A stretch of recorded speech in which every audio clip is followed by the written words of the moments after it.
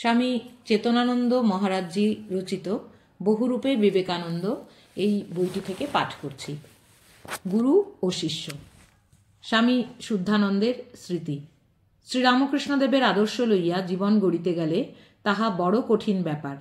দয়াল ঠাকুর তাই আমাদের মতো সাধারণ জীবের প্রতি কৃপা পরবশ হইয়া বলিয়া গিয়াছেন, আমি 16 টাং করিয়া গেলাম, তোরা 1 টাং কর দেখি।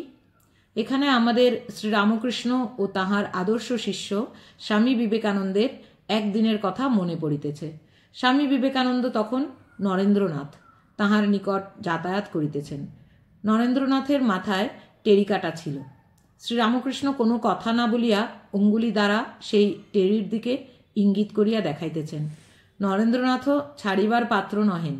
তিনিও অঙ্গুলি সংকেতে তাহার তালতলার চটিজুতা, গড়গড়া প্রভৃতি দেখাইতে লাগিলেন। শ্রীরামকৃষ্ণদেব তখন তাহাকে উদ্দেশ করিয়া বলিলেন, দেখ, আমি শ্রী ভগবানকে লাভ করিবার জন্য যে কঠোর তপস্যা করিয়াছি, তার 16 ভাগের 1 ভাগও যদি করিস, তবে তোকে পালঙ্কের উপর গদির উপর গদি দিয়া শোয়াইব।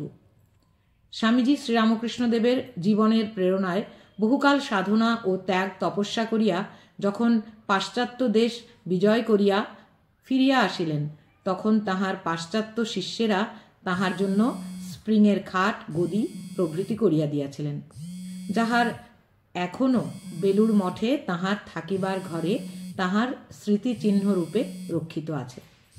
তিনি তাহাতে শুইবার কালে শ্রীরামকৃষ্ণদেবের পূর্বোক্ত কথা স্মরণ করিয়া সমাগত সকলকে বলিতেন আর চক্ষুর জলে ভাসিয়া যাইতেন।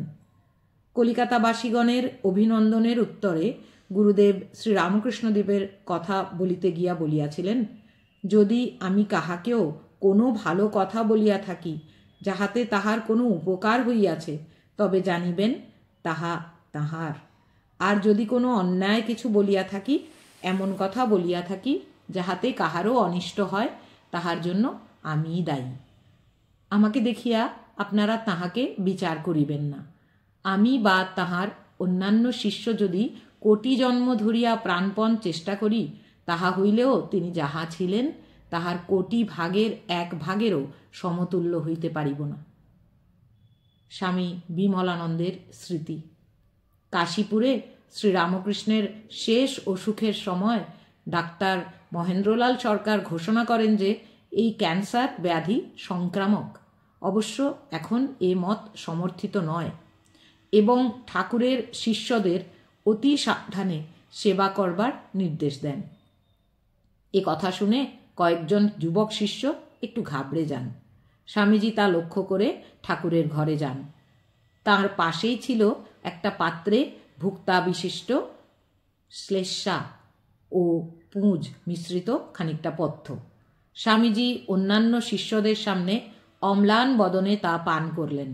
সেই থেকে ক্যান্সার সংক্রমণের চিন্তা তাঁদের মন থেকে দূর হল। হরি ওম তৎসৎ। শ্রীরামকৃষ্ণার্পণমস্তু।